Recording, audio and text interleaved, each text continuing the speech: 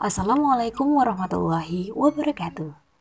Halo anak-anak, gimana kabarnya? Semoga selalu dalam keadaan sehat. Ketemu lagi ya sama Bu Guru. Semoga masih tetap semangat untuk belajar. Kali ini kita akan belajar di tema 5, subtema 3 pada pembelajaran yang keempat. Hari ini Edo tidak dapat hadir ke sekolah. Edo sakit flu dan demam. Kemarin saat pulang sekolah, Edo kehujanan. Edo lupa membawa payung ataupun jas hujan. Saat berangkat, Edo melihat matahari bersinar. Itu tanda cuaca akan cerah. Untuk itu, Edo tidak menyiapkan payung ataupun jas hujan. Ternyata saat siang hari, langit berubah kelam. Pulang sekolah, hujan turun cukup deras. Perubahan cuaca membuat kondisi tubuh Edo berubah. Apakah kalian pernah mengalami flu? Kadang perubahan cuaca memang membuat tubuh mengalami perubahan. Mungkin awalnya panas, lalu terjadi hujan. Maka tubuh kita juga beradaptasi dengan kondisi, dan apabila daya tahan tubuh kita tidak baik, kita akan mengalami sakit. Sebaliknya, jika daya tahan tubuh kita baik, maka penyakit tidak akan menyerang kita. Selanjutnya ada yang namanya perubahan cuaca. Cuaca saat ini memang mudah berubah. Hujan turun sepanjang hari. Saluran air tak mampu menampung air hujan. Manusia sering membuang sampah sembarangan. Saluran air tersumbat dan lingkungan pun menjadi banjir. Saat musim kemarau, panas matahari terik. Hujan tak turun hingga waktu yang lama. Kekeringan melanda wilayah suatu daerah. Cuaca seperti ini dapat mempengaruhi kondisi kesehatan manusia. Untuk itu, kita harus menjaga kondisi tubuh. Caranya dengan makan makanan yang bergizi, kita pun harus berolahraga secara teratur. Jangan lupa untuk beristirahat dengan cukup. Nah, itu tadi adalah bacaan tentang perubahan cuaca ya, dimana kita harus menjaga kondisi tubuh kita bila terjadi yang namanya perubahan cuaca.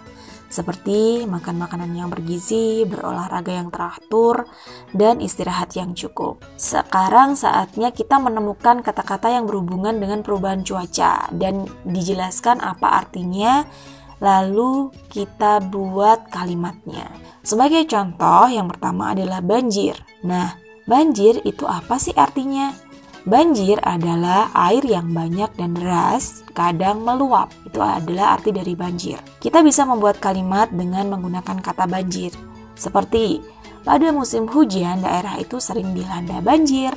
Itu adalah contohnya. Dan yang kedua adalah ada kata kemarau. Apa sih arti kata kemarau? Kemarau artinya musim dengan curah hujan sangat sedikit. Itu adalah arti dari kemarau.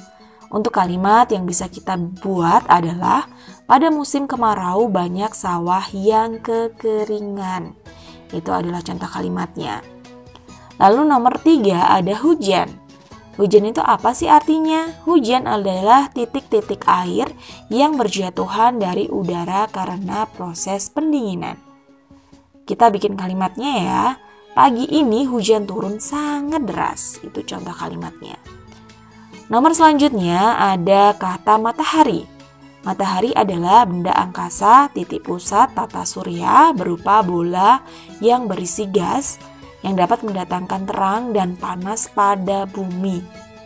Kita buat kalimatnya ya, seperti matahari terbit terlihat indah. Itu adalah contoh kalimatnya. Lalu selanjutnya ada kata kekeringan. Kekeringan artinya adalah keadaan kekurangan pasokan air pada suatu daerah dalam masa yang berkepanjangan. Itu adalah arti dari kekeringan. Sedangkan contoh kalimatnya adalah pada musim kemarau banyak desa yang kekeringan. Nah, sudah bisa ya kalian membuat suatu kata ataupun mencari kata yang berhubungan dengan perubahan cuaca. Kalian artikan ya. Kalau kalian tidak bisa, kalian bisa mencari di Kamus Besar Bahasa Indonesia. Setelah kalian tahu artinya, kalian bisa membuat kalimatnya. Oke? Memiliki sahabat sangat menyenangkan, apalagi jika berasal dari berbagai daerah di Indonesia. Dayu dan teman-teman bersahabat dengan Komang di Bali. Mereka akan membantu para pengungsi Gunung Agung di Bali. Mereka telah menggalang bantuan dari warga sekolah. Bantuan berupa dana dan pakaian layak pakai. Menjalin persahabatan itu bisa dilakukan dengan siapa saja. Walau berbeda asal sukunya, berbeda pula warna kulitnya, bahkan berbeda agamanya, kita tetap bersahabat. Jadi anak-anak di sini kalau berteman itu kita nggak boleh ya memilih-milih. Kita tidak boleh memandang agamanya apa, sukunya apa, kulitnya apa ya. Perbedaan apapun kita harus dapat berteman dengan siapa saja tanpa membedakan. Jadi kita harus saling menghormati dan juga menghargai ya sesama teman kita. Nah, sekarang ada daftar beberapa suku bangsa di Indonesia nih anak-anak. Yang pertama ada daerah Sumatera ya, ada suku Gayo, ada Minangkabau, ada Batak, ada Simeuleu, ada Palembang, dan ada Lampung. Itu adalah nama-nama suku yang ada di Sumatera. Sedangkan yang ada di Jawa itu sukunya ada Betawi, ada Sunda, ada Jawa, ada Madura, ada Tengger. Ada di Bali ya, Bali itu nama sukunya juga Bali. Sedangkan daerah Kalimantan itu suku-sukunya ada suku Banjar, ada Berau, ada Dayak, ada Mayan, ada Kutai. Untuk daerah Sulawesi ada suku Buton, ada Minahasa, ada Bugis, ada Toraja. Sedangkan di Maluku ada suku Ambon dan suku Aru. Sedangkan di daerah Nusa Tenggara itu ada suku Rote, ada Sasak, ada Bima, ada Flores. Sedangkan di Papua ada suku Dani ataupun suku Asmat. Nah, anak-anak, ada beberapa suku nih yang Ibu tampilkan di sini ya. Seperti contohnya ada suku Gayo di sini, pakaian adatnya seperti itu. Ada suku Baduy, ada suku Ambon, ada suku Batak, ada suku Minang, ada suku Jawa, ada suku Madura, ada suku Asmat, ada suku Bugis, dan ada suku Melayu. Sebenarnya di Indonesia itu punya banyak sekali ya, beragam suku yang ada di Indonesia. Jadi jika pengen lebih tahu lebih banyak, kalian bisa cari-cari sendiri ya. Nah, sekarang coba kalian carilah informasi ya tentang asal dan kebiasaan suku bangsa dari teman-teman kalian.